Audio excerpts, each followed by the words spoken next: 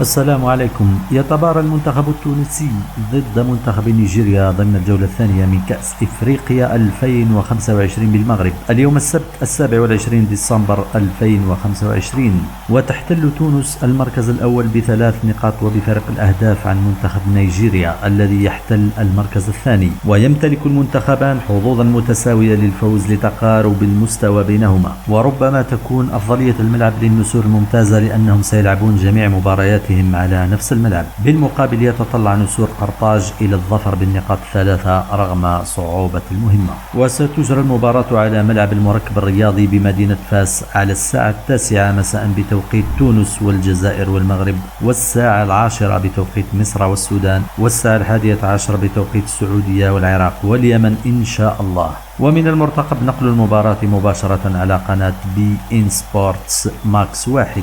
ادعمنا بلايك واشتراك لتقديم الأفضل.